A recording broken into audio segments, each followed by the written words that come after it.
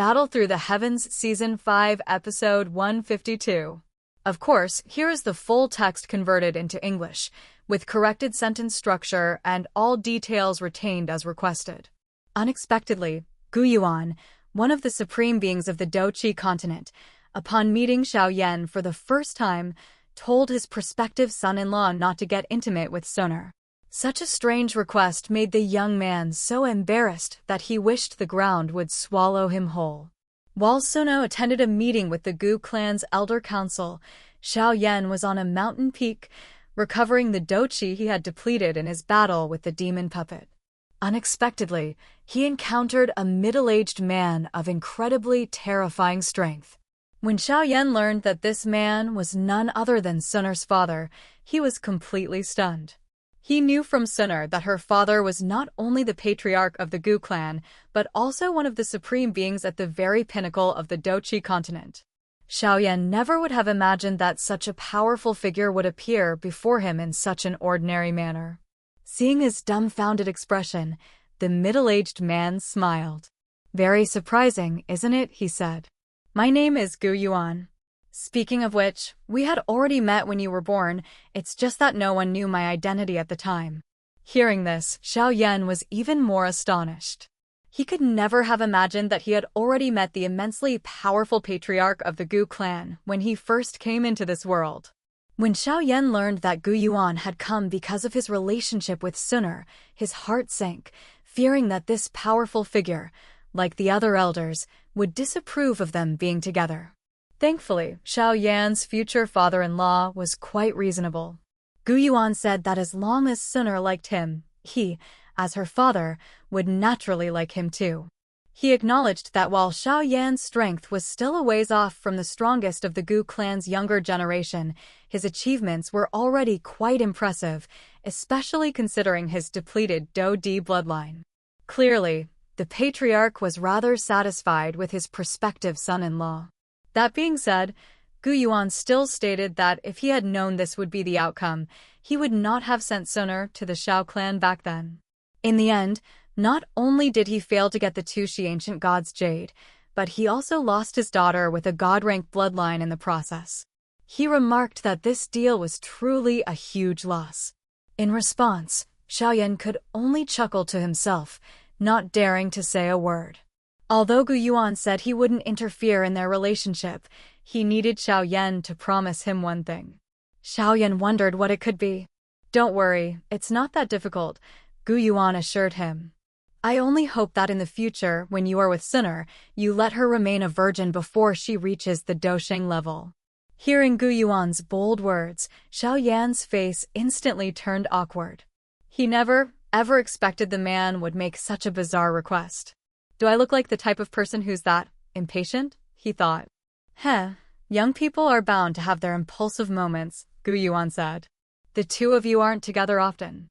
Gu Yuan explained that he was afraid that due to their long-distance relationship, if one day things got heated, the entire Gu clan would absolutely explode.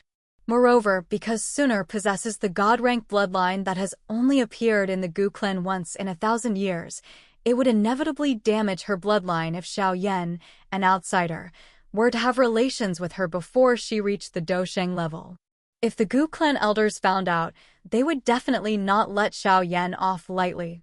Even though Gu Yuan is the patriarch, he would be powerless in the face of such a major issue. Hearing this, Xiao Yan could only nod with a wry smile. But Xiao Yan wondered, did this great figure really appear before him just to discuss such a ridiculous matter? "This was just a casual reminder," Gu Yuan clarified. "The biggest reason for my appearance is the Tushi ancient god's jade you possess." Hearing the words Tushi ancient god's jade, Xiao Yan's expression changed slightly. He knew the reason the Hall of Souls had captured his father was for this mysterious jade, but he did not know what secrets it held.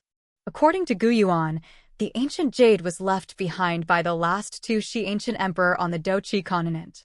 The emperor also left behind a mansion, a Dou Di mansion containing the secret to breaking through to the Dou Di level. Its exact location was unknown.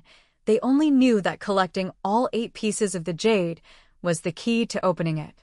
The Han clan was undoubtedly after the Xiao clan's two Shi ancient gods jade. At the mention of this mysterious and unpredictable clan, Gu Yuan's brows furrowed. He recounted that the Gu clan and the Xiao clan had once joined forces to fight a great battle against them. Although both sides suffered losses, they failed to inflict significant damage on the Han clan. Later, when Xiao Xian became the Xiao clan's patriarch, he had a chance to heavily wound the Han clan, but they acted first, gathering many powerful experts to besiege and kill him, which led to his fall. Having lost the Xiao clan's support, the Gu clan could not declare war on the Han clan alone, as both clans would suffer grievous losses. This stalemate has continued to this day.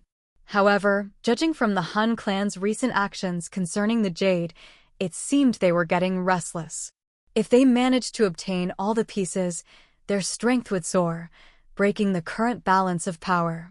Hearing Gu Yuan's words, Xiao Yan nodded, and he suddenly remembered the underground magma incident at Jianan Academy.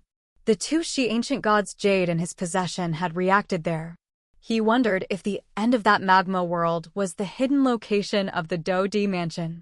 Gu Yuan then revealed that he had been entrusted by the clan elders to ask for the ancient jade in Xiao Yan's possession. In the eyes of those stubborn elders, it would be safer in the custody of the Gu clan than in the hands of Xiao Yan, who was constantly opposing the Han clan. However, Xiao Yan could not agree. The ancient jade contained a trace of his father, Xiao Zhan's, spiritual imprint.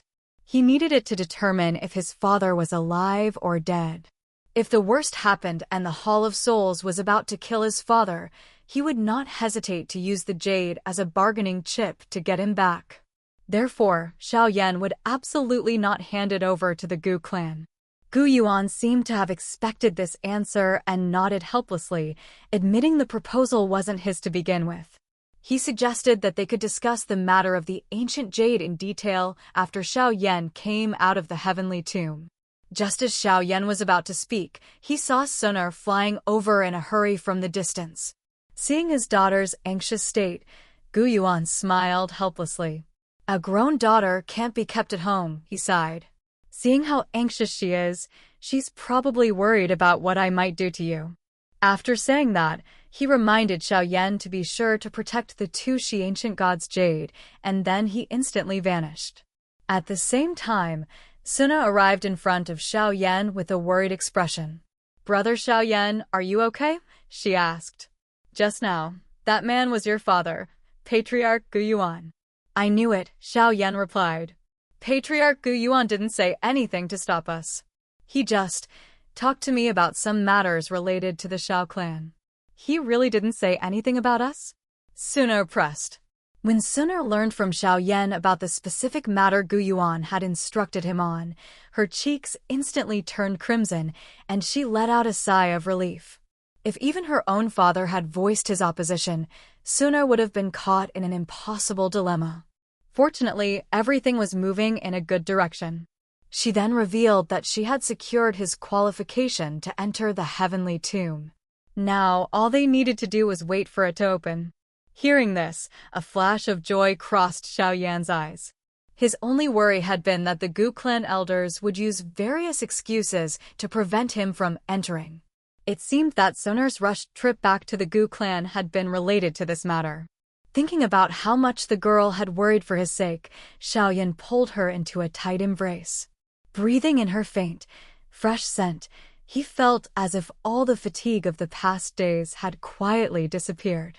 Meanwhile, Xiao Yan's recently departed father-in-law, watching the lovers embracing tightly in the distance, finally couldn't help but sigh softly.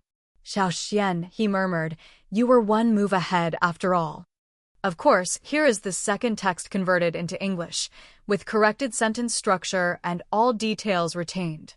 5-star Dou Zuns Xiao Yan was at the critical moment of his advancement in the heavenly tomb when he was unexpectedly ambushed by the combined forces of Hanya and Hunli from the Han clan. Thankfully, at this crucial moment, Xun'er single-handedly held off the two 8-star Dou Zuns without being at a disadvantage, allowing our lucky guy to successfully break through to the 6-star Dou Zun level.